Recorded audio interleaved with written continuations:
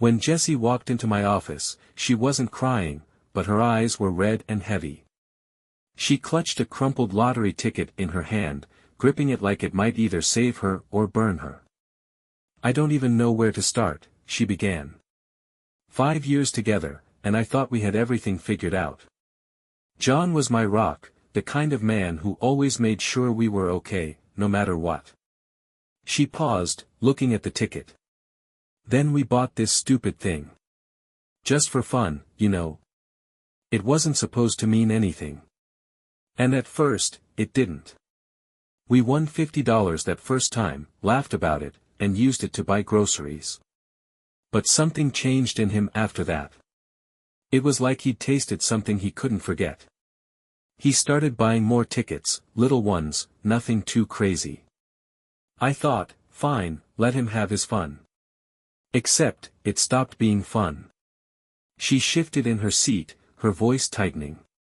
"The day he came home with his paycheck gone, replaced by a box of tickets, I told myself, Jessie, just breathe. He's still the same man. I even smiled and said, I believe in you." What was I thinking? Her hands trembled as she unfolded the ticket, her voice now barely above a whisper. I wanted to believe we'd get through it. But deep down, I think I already knew this wasn't just about the lottery anymore. If you've ever found yourself at a crossroads like Jessie, where love and trust collide with something you never saw coming, let's talk about it. Share your thoughts below, your perspective might just help someone else. Jessie shifted in her seat, her gaze fixed on the corner of the room. It got worse after that first box of tickets. He swore he'd stop, told me it was just a one-time thing. I wanted to believe him, so I let it go. But every time he got paid, it was the same story. A few tickets here, a few there. I told myself it wasn't hurting us. We weren't rich, but we were managing. I didn't want to be the nagging wife, you know. Her voice cracked, and she let out a shaky breath. Then one night, he came home with another box. I asked him how much he'd spent, and he just smiled and said, "Don't worry about it, Jessie. This one's going to change our lives." I laughed, like it was a joke, but it wasn't. He'd used his entire paycheck again. We sat there, scratching those stupid tickets together, and this time, we barely won anything. Just enough to remind us of what we'd lost. Jessie rubbed her temples, her frustration raw. I told him we'd make it through until his next paycheck, but part of me hated myself for saying it. I hated that I was lying to keep the peace, pretending I wasn't terrified of what was coming next. She looked up, her eyes glistening with tears. "Isn't that what love is supposed to be? Sacrifice? But how much do you give before there's nothing left?" If Jessie's story resonates with you, share your thoughts below. Have you ever felt torn between love and standing your ground?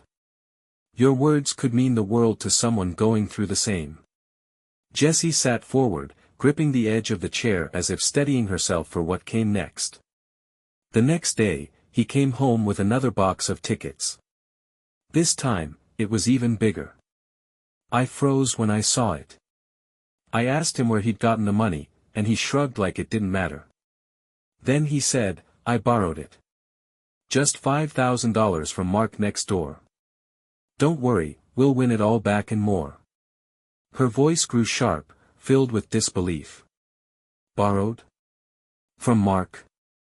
I couldn't believe it. I told him we didn't have $5,000 to pay back. What were we supposed to do if this didn't work out? But he wouldn't listen. He said, "You don't get it, Jessie. This is the only way we'll ever get ahead." I told him I wasn't going to open a single ticket this time. I couldn't be part of it anymore. Jessie's hands trembled as she relived the moment. He sat there, alone, ripping those tickets open one by one. I watched from the kitchen, praying for some miracle, hoping he'd prove me wrong. But when it was over, all he had was $950. Not even close to what we owed. And now we were trapped. Her voice dropped to a whisper. I realized then that this wasn't just a mistake. It was a choice he kept making, no matter what it did to us. Jessie looked at me, her eyes pleading for answers. What do you do when the person you love is the one sinking the ship you're both on? Have you ever faced a moment where you felt helpless to change someone you love? Share your thoughts or advice below, it might make all the difference to someone reading this. Jessie leaned back, her hands clasped tightly in her lap. That night, I couldn't sleep. I lay there listening to him toss and turn. I wanted to scream at him, to ask how he could risk everything we built for a dream that kept slipping further away. But I didn't. I just stared at the ceiling, wondering how we were going to survive this. Her voice softened, carrying the weight of exhaustion. In the morning, I made coffee and told him we needed to talk.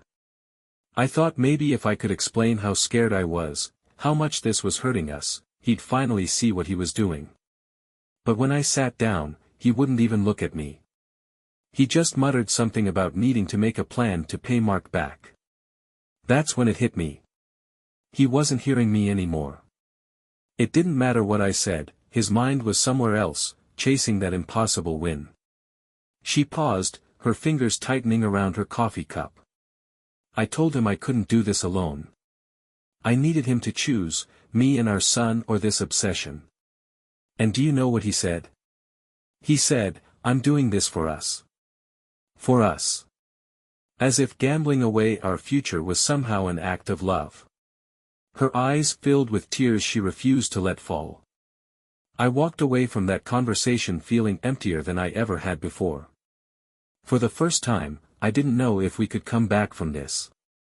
Jessie looked up, her voice barely above a whisper. How do you fight for someone who won't fight for you? If you've ever faced a moment like Jessie's, where love and loss feel impossibly intertwined, I'd love to hear your perspective. Leave a comment, it might help someone else feel a little less alone. Jessie's hands gripped the arms of the chair as she took a deep breath. The next morning, Mark came to the door. I could see him through the window, standing there with this uncomfortable look on his face. I don't think he wanted to ask for the money back, but John had left him no choice. When I told John, he barely reacted. He just nodded and said, I'll handle it. But how? We didn't have $1 to spare. Her voice trembled, anger and sadness intertwined. I asked him if he was going to borrow more money, dig us even deeper into this mess. He just looked at me, like I didn't understand. And maybe I didn't. Because the man standing in front of me wasn't the John the first married. He was a stranger, obsessed with fixing a mistake by making it even worse.